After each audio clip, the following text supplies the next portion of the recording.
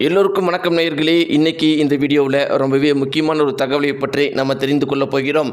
நேயர்களே, இப்போ சமூக வலைத்தளங்களில் மிக பெரும் அளவுக்கு பரபரப்பாக பேசப்பட்டு இருக்கிற விஷயம் என்ன அப்படின்னு பார்த்தீங்கன்னா, சரண்ராஜ் அவர்களுடைய ரசிகர்கள் எல்லாருமே இதில் மிக பெரும் அளவுக்கு குளறுபடி நடந்திருக்கு. எங்கள் எல்லாருக்குமே சரண்ராஜ் அவர்களுக்கு தான் பிடிக்கும், அவருக்கு தான் நாங்கள் எல்லாருமே ஓட்டு போட்டோம், ஆனால் வெற்றி பெற்றது எப்படி நிக்கிலா இருக்க முடியும் அப்படின்னு சொல்லிட்டு பல திடுக்கிடும் ஆதாரங்களை சமூக வலைத்தளங்களில் வெளியிட்டிருக்கிறாங்க.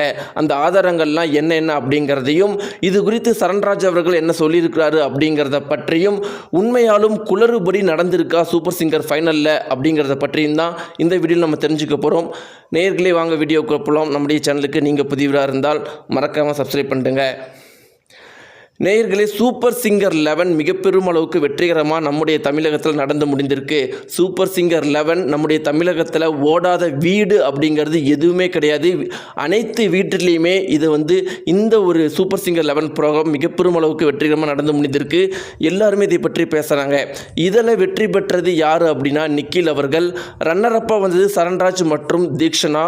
இது இரண்டாவது ரன்னரப்பாக வந்தது மீனாட்சி அவர்கள். இப்படி இருக்க நேயர்களே, என்னதான் நிக்கில் அவர்கள் வெற்றி பெற்று இருந்தாலும் மக்களுடைய பெரும்பாலானவர்களுடைய ஆதரவு பார்த்தீங்கன்னா சரண்ராஜ் அவர்களுக்கு தான் இருந்துச்சு.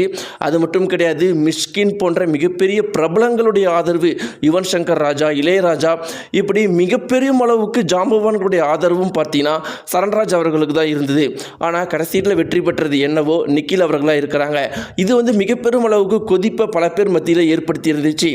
ஆனால் நிக்கிலுடைய ரசிகர்கள் என்ன சொல்லிட்டு இருக்கிறாங்க அப்படின்னா, இதெல்லாம் ஒரு பொய்யான தகவல், நிக்கில் அவருடைய திறமையால் தான் வெற்றி பெற்றார் அப்படின்னு உறுதியாக சொல்லிட்டு இருக்கிறாங்க. இப்போ சரண்ராஜுடைய ரசிகர்கள் சமூக வலைத்தளங்களில் என்ன சொல்லிட்டு இருக்கிறாங்க அப்படின்னு பார்த்தீங்கன்னா, பொதுவாகவே எல்லா வருஷமும் பிக் பாஸ் அப்படிங்கிறது நடந்துட்டு தான் இருக்குது. நமக்கு பிடிச்ச ஒரு நபர் இருப்பார், ஆனால் அவர் வெற்றி பெற மாட்டார், வேற யாரோ ஒருத்தர் வெற்றி பெறுவாங்க. இல்லைன்னா நமக்கு பிடிச்ச நபரை அந்த ஷோவை விட்டு வெளியே அனுப்பிடுவாங்க. இதுதான் எல்லா வருஷமே நடந்துகிட்ருக்கு. அதே மாதிரி தான் இந்த சூப்பர் சிங்கர்லேயும் நம்ம எல்லாருடைய ஆதரவுமே சரண்ராஜ் அவர்களுக்கு தான் இருக்குது. அப்படி இருக்கிறப்ப எப்படி நிக்கில் அவர்களால் வெற்றி பெற முடியும்? இதில் கண்டிப்பாக ஏதோ ஒரு ஏமாற்றத்தனம் நடந்திருக்கு அப்படின்னு சொல்லிட்டு ஒரு ஓட்டு லிஸ்ட்டை காட்டுறாங்க. அந்த ஸ்க்ரீன்ஷாட்டில் பாருங்க, இந்த டைம் வரைக்குமே இவருக்கு தான் ஆதரவு, சரண்ராஜ் அவர்களுக்கு தான் இவ்வளோ ஆதரவு இருந்திருக்கு. இது அன்அஃபிஷியலாக நடந்த ஓட்டிங்காக இருந்தாலும் இதில் எல்லாருக்குமே சரண்ராஜ் அவர்களுக்கு தான் ஓட்டு போட்டிருக்கிறாங்க. அப்படி இருக்கிறப்ப சூப்பர் சிங்கர் 11 மட்டும் எப்படி நிக்கில் வெற்றி பெற்றிருக்கிறாரு? இதில் ஒரு மிகப்பெரிய பித்தலாட்டத்தனம் இருக்குது அப்படின்னு சொல்லிட்டு சரண்ராஜ் அவர்கள் சொல்லியிருக்கிறாங்க. சரண்ராஜ் அவர்களுடைய ரசிகர்கள் சொல்லியிருக்கிறாங்க. எப்படி இருக்கு நேயர்களே, இது குறித்து சரண்ராஜ் அவர்கள் என்ன சொல்லியிருக்காரு அப்படின்னு பார்த்தீங்கன்னா, சமூக வலைத்தளங்களில் யார் எதை சொல்கிறதையும் நான் கேட்டுக்க மாட்டேன்.